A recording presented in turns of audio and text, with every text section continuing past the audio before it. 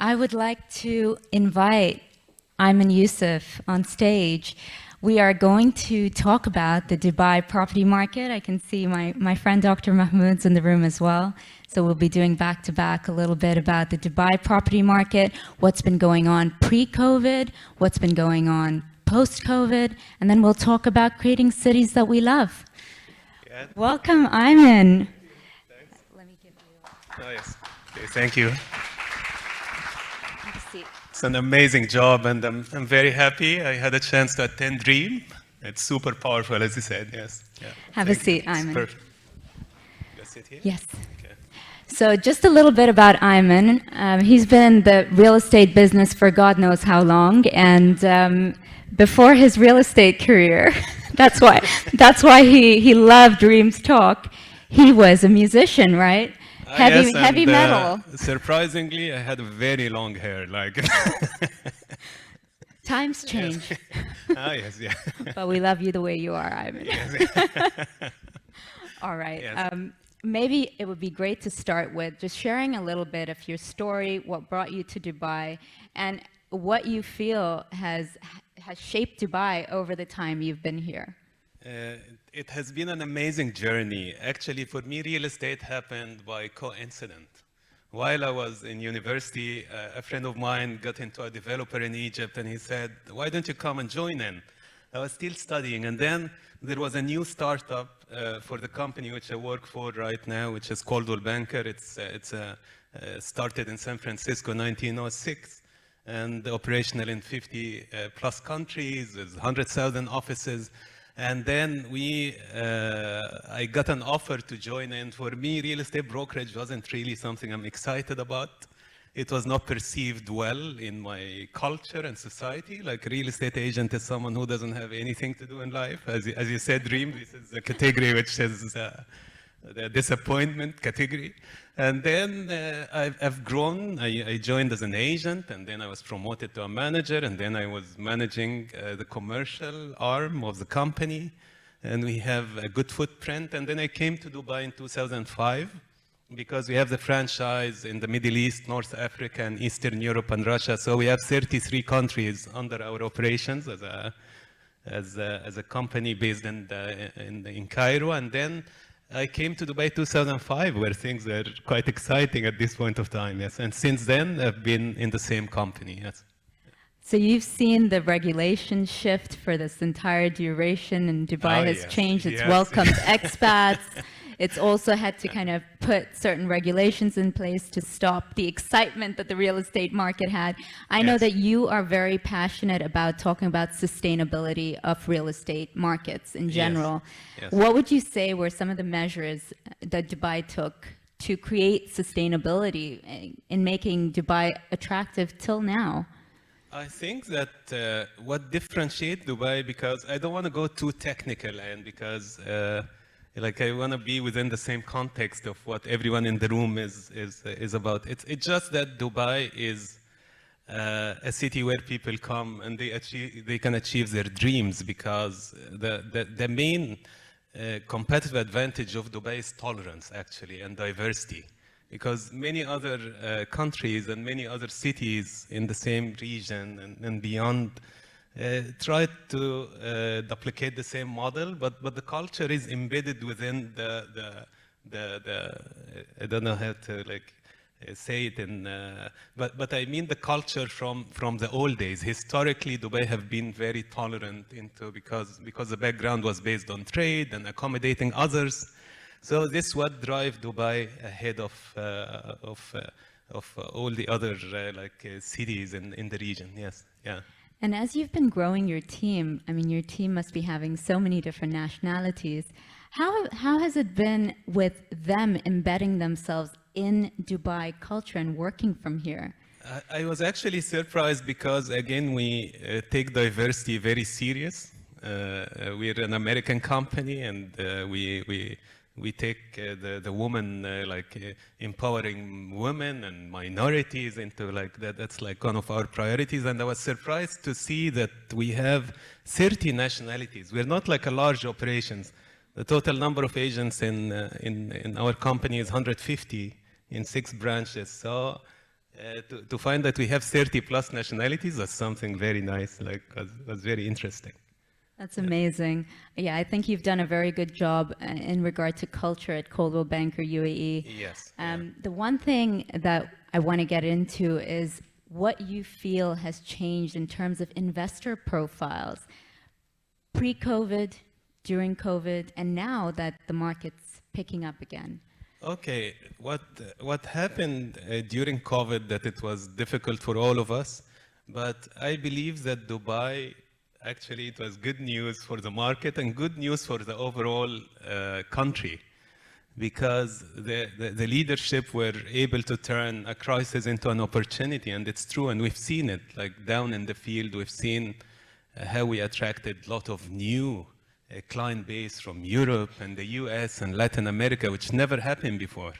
Like it's before, yes, the statistics comes always as like 200 nationalities, or I don't know how many nationalities investing, but we always used to get the American from Indian or Egyptian background, you know, but to get a native French guy who want to buy a villa in Palm Jumeirah, and to get like a Swiss high net worth who want to buy a house and to stay here for good, this was a new trend that we've seen. And so there is a shift in demand, like a shift in demand was for large houses and better quality and bigger space because of working from home and because of all the dynamics that you know. And we've seen luxury overtaking the other segments, like the growth in luxury was really phenomenal in the last couple of years. And what would you say the Expo did for Dubai? The Expo, I have a mixed, Expo was a great event, like which, as you said, like as Reem said, it's like, you know, brought everyone together, everyone was able to connect culturally and to make us all feel like one. And it's, from a real estate point of view, it has a positive impact. And because again, a lot of visitors who come to see what's going on, a lot of people who work in Expo, they come visit Dubai, experience the city, and then maybe like consider Dubai to be like a long-term place for them to be. So it had a major impact on a lot of units were rented on a 6 months terms or 3 months terms. So it absorbed a lot of units from the rental market, which had a positive impact. And on the other hand, a lot of visitors who consider Dubai to come, the Expo as another incentive for them to come. So it has a good impact on tourism, and tourism is connected straight to real estate. So from our perspective, when we have better tourism, straight away we have better numbers and better volume of transactions and growth in general. Would you say Dubai has become more affordable? They're attracting a lot of artists, entrepreneurs now. Would you think that this is a good place to start up a business and be able to sustain yourself in the sense of being able to rent out a property that's affordable? Yes, I can recall when we came in 2005 setting up an office to accommodate our startup accommodation, we had to use some very high level network connections to be able just to secure an office. And today you have a lot of opportunities. We have some listings for offices fully fitted at 30 dirhams per square foot per year. It's a little further down, but this was never the case. At the time when I came here, the rates were like 10 times what you could find today. So finding an office space is easy. Still, the cost and the fees is little higher than usual. Still something maybe in the future could be addressed, like to set up a company in Egypt, for instance, where I'm from, like less than 1,000 dirhams, the whole total cost, you know. Here the cost is a little bit on the higher side. Yes, we have, it's more like a tax, not tax-free, we still have an income, like corporate income cost was introduced, but favorable tax system, but for entrepreneur, a little bit on the higher side. So still there is room for improvement, and yes.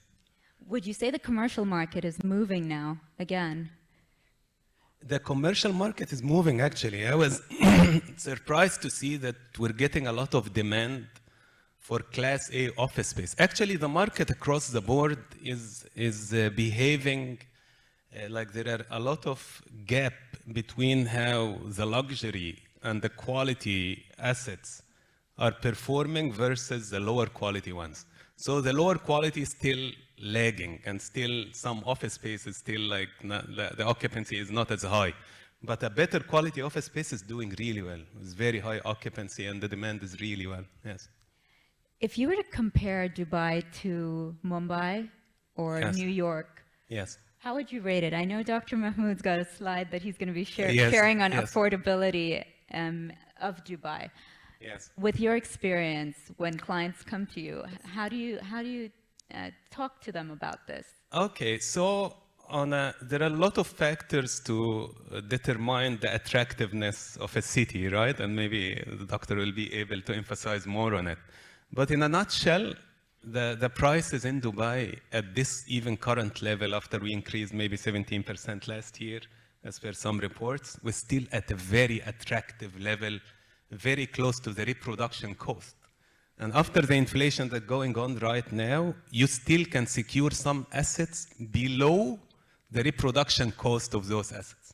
Like in certain areas, like if you go down into class B, like maybe you can secure a unit in not Motor City or Sports City or Arjan or JVC and all of these like very nice places to live in. But on the other hand, you can secure very good price per square foot and total price, and you can secure a good yield as well. So the return on investment is higher than the average globally, and the price per square foot is one of the most attractive even on the region, not only on a global scale. But when I compare everywhere I travel in, even when I travel to India, I went to Bandra, I walked around to see what are the real estate selling at. Travel to Spain, France, Hong Kong, Egypt, anywhere that I travel to, I have to visit a real estate brokerage and find out to understand the price, understand where they stand. So I can say that Dubai at these price levels is that's why when clients come here and visit Dubai, they're walking in the mall, you see all of these developer stands, and then they can take a decision like this.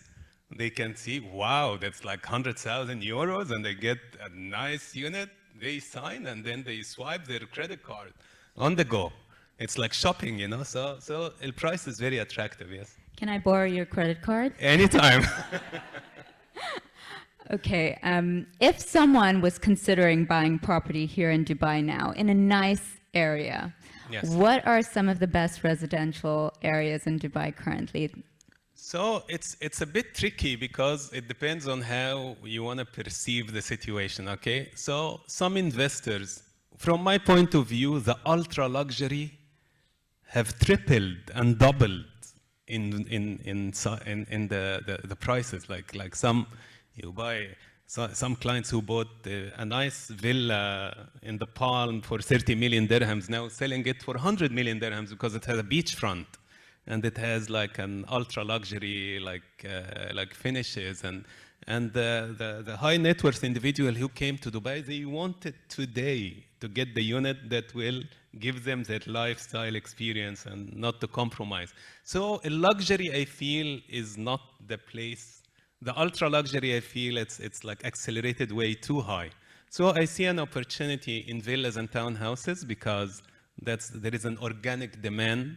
A lot of people want their kids, and especially that the population of Dubai, we all came singles in Dubai, maybe families are growing now, you have kids, you want to just leave them in the park to play around, you want to have a play area and pool and just accommodate the situation. So villas and townhouses is solid, like good yields, very less operations cost, less service charge, and organic demand, which is like sustainable. And I see the downtown, there will be a reverse flow. A lot of people during COVID, they left the downtown, they wanted to move outskirts to get bigger space, but the city will always be the city. As long as we get out of COVID, people want to be close to transportation and nightlife and shopping, etc. They want to be in the heart of the action. So, and there are a lot of new generation coming into Dubai, a younger age group, which will always favor the heart of the city. So I advise villas and townhouses at anywhere between 1.5 million dirhams to 2.5 million dirhams. This is like a sweet spot. And I advise for the downtown, you can secure still units in the resale market at below maybe 1,500 dirham per square foot, and still there is room for growth because the price have not shifted much in these areas. Some of the guests here have flown in from outside, so downtown Dubai is close to that Burj Khalifa tower over there, and it's always been a prime area for real estate. Yes, yeah. All right, and what would you say, Ayman, in regard to the changing nationalities of profiles post-COVID? I think that, okay, what happened is COVID, I can share a personal experience, okay? I come from a family who take education very serious, and I was like lagging behind. So I was graduated from the Faculty of Commerce. Because of your long hair and the guitar? Yes, yeah.